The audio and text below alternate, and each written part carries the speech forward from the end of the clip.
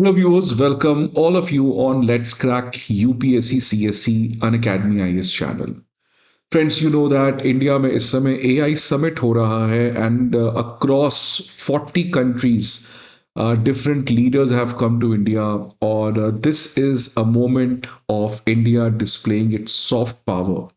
Because you know that G20 का last time जब India ने होस्ट किया था that was again a very successful event because African Union was made a member of G20 and that really showed how importance India gives to the global development for the human centric development and that is why India in the recent times it has started to take some important steps because अगर आप देखेंगे पहले जितने भी ऐसे बड़े बड़े चीज होते थे उसमें India has always been a rule taker मतलब वेस्ट ने रूल बनाया और इंडिया उस रूल को सिंपली अडॉप्ट करता था but this AI summit is a transition towards not being a rule taker but being a rule maker right that India जो है वो आने वाले जितने भी डिसरप्शंस हो रहे हैं उसमें एक बहुत बड़ा रोल प्ले करेगा और ये तो अभी शुरुआत हुई है बिकॉज आपको पता है कि अभी तो एआई समिट है और इस साल India is also the BRICS chair so BRICS में भी आज वर्ल्ड के एक जियो पॉलिटिकल फ्लक्स में एक मेजर आउटकम आप एक्सपेक्ट कर सकते हैं आज के इस पर्टिकुलर सेशन में मैं इन चीज़ों के बारे में नहीं बात करके मैं आज इंडिया और फ्रांस के बारे में बात करने जा रहा हूँ और मैं क्यों बात करने जा रहा हूँ बिकॉज ऑफ टू रीजन पहले तो फ्रांस के प्रेसिडेंट आपको पता है he is in India Mumbai गए और अब दिल्ली आने वाले हैं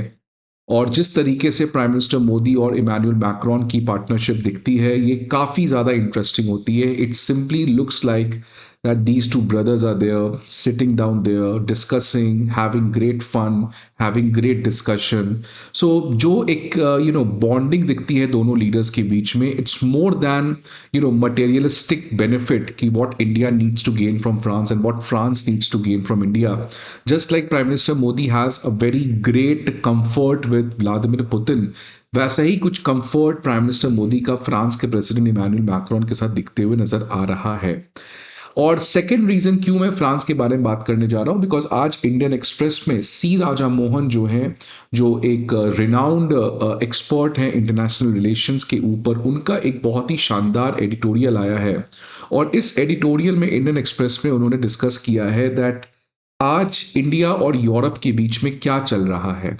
क्योंकि ये जो फ्रांस के प्रेसिडेंट का विजिट है इसको आपको आइसोलेशन में नहीं देखना चाहिए रैदर इस साल जिस तरीके से इंडिया और यूरोप की रिलेशनशिप में बहुत चीज़ें चेंज हो रही है so it is a moment of reawakening of India towards making a very strong relationship with Europe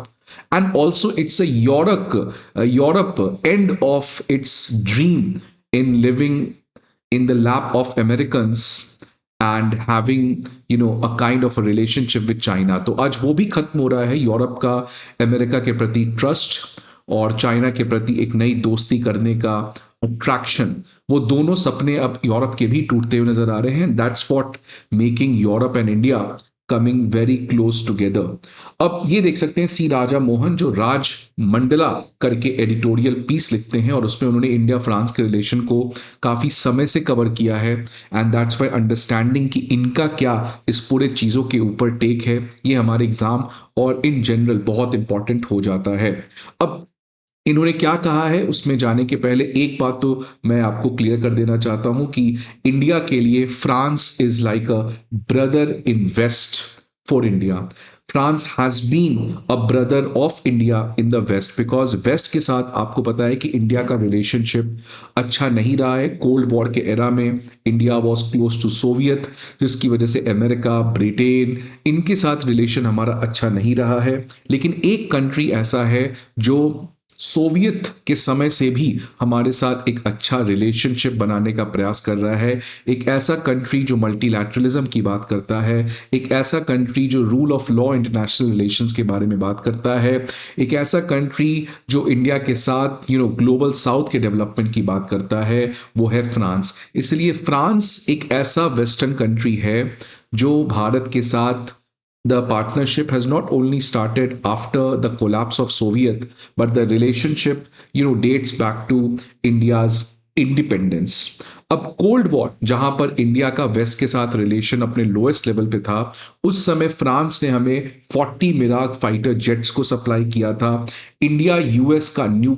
France का न्यूक्लियर कोऑपरेशन हुआ था। Despite India, Indira Gandhi prime minister थी उस समय, उन्होंने टेस्ट किया था न्यूक्लियर वेपन और अमेरिका ने सैंक्शन लगा दिया था। Despite India and France had this nuclear cooperation and it was the first P5 country जिसने इंडिया को कहा था that India must and should be a permanent member of the United Nations Security Council. So you can see clearly that the relationship dates back to the cold war era, और cold war के बाद भी ये relationship और ज्यादा तेज rate से बढ़ी, और 1998 में इंडिया का फ्रांस के साथ पहला स्ट्रेटेजिक पार्टनरशिप होता है। और पहला इन द सेंस मैं ये कहना चाह रहा हूं कि ये पहला वेस्टर्न कंट्री है जिसका इंडिया के साथ स्ट्रेटेजिक पार्टनरशिप हुआ था। 1998 में न्यूक्लियर टेस्ट के बाद जब यूएस, ऑस्ट्रेलिया, इन तमाम वेस्ट कंट्रीज ने हम पे सैंक्शन लगाया, France did not impose sanction. 2008 में सिविल न्यूक्लियर कोऑपरेशन हुआ और लगातार दोनों कंट्री के बीच में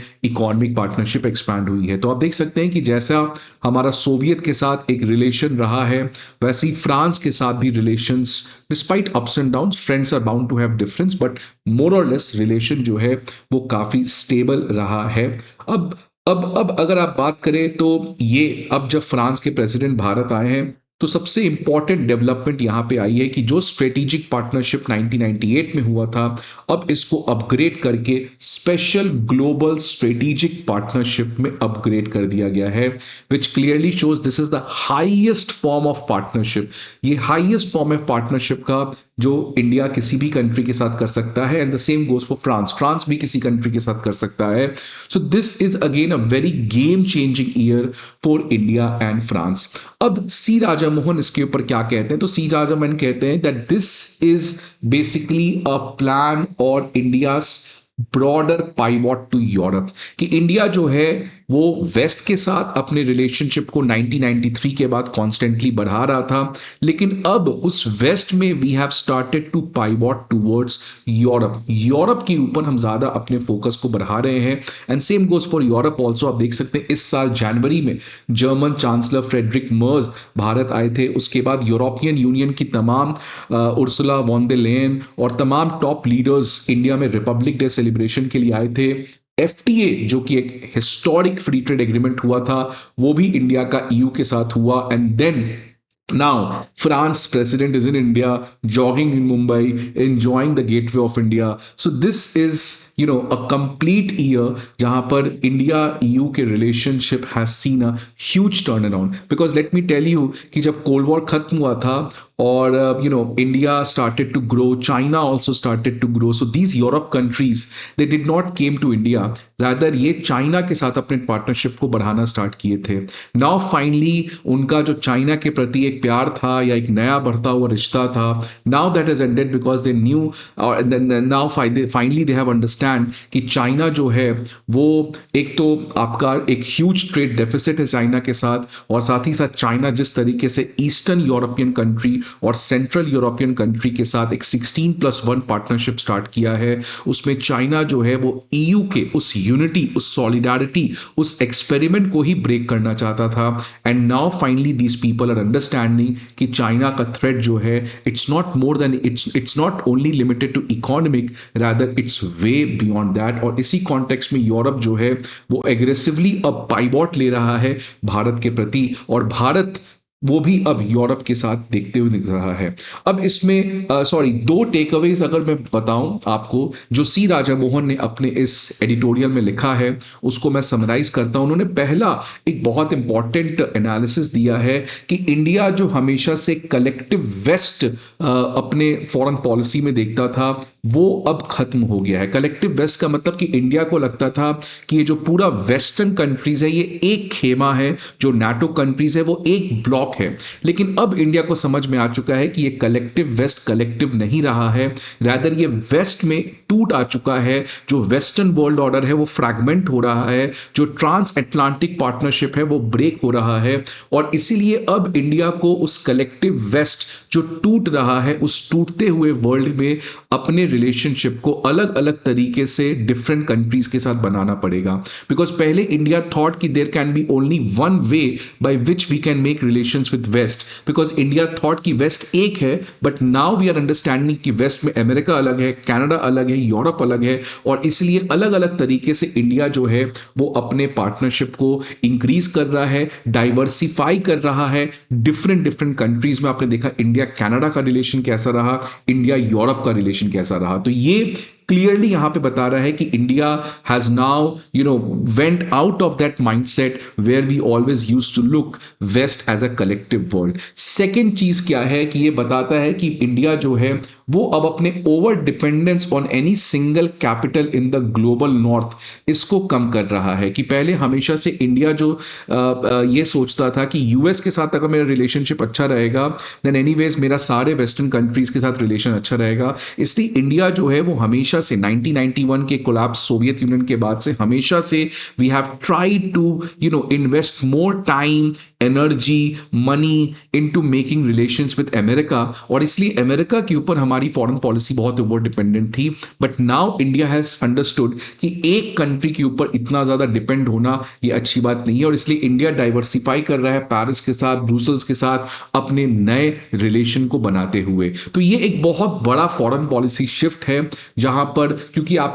मैं बता दूं कि ये जो ट्रांस अटलांटिक वर्ल्ड है ये एक तरीके से ब्रेक कर रहा है। और यही चीज अब भारत जो है वो एक नए तरीके से फॉरेन पॉलिसी को कर रहा है। और ये इंडिया के लिए बहुत अच्छी बात है, बिकॉज इंडिया जो है, क्योंकि वो अगर मान लीजिए अगर पहले का वर्ल्ड होता और हमारा अमेरिका के साथ रिलेशन अच्छा नहीं है तो हमारा पूरे वेस्ट के साथ रिलेशन अच्छा नहीं होता। बट आज वेस्ट एक है ही नहीं, जिसकी वजह से ऑल्दो इंडिया, क्योंकि यूएस क्या एक हेजेमन है और हेजेमन के साथ हमेशा से डील करना बहुत मुश्किल होता है, बिकॉज हेजेमन के बहुत बड़े एम्बिशंस होते हैं, which is not the case with France, which is not the case with Germany. These are the middle powers. तो इनके साथ हमारा रिलेशनशिप जो है वो और स्टेबल तरीके से मिडिल पावर अलायंस हम बना सकते हैं, जो इंडिया यहां पे बनाना चाह भी रहा है। तो ये जिस तरीके से यूरोप और इंडिया का एक साथ आना है ये बहुत कुछ बताता है। और इसका अगर सबसे बड़ा एनालिसिस देखें, so this is what a middle power alliance is forming. This is a new kind of non alignment movement. अगर पहले का नॉन अलाइनमेंट हमारा इंडिया ग्लोबल साउथ के साथ खेलता था, ये नया नॉन अलाइनमेंट है जहां पे इंडिया ग्लोबल साउथ के साथ तो है ही, लेकिन उस वेस्टर्न वर्ल्ड को टूटते हुए जो कंट्रीज अमेरिका से परेशान है उन कंट्रीज को भी अपने साथ लेके एक मोर एक्सपैंडेड नॉन अलाइनमेंट वर्ल्ड को यहां पर बनाने जा रहा है, एक मिडिल पावर वर्ल्ड को बनाने जा रहा है। आपको क्या लगता है इस पर्टिकुलर चीज के बारे में? Please let me know in the comment box. I hope आपको ये वीडियो अच्छा लगे। See you again some other video. Till then goodbye and take care.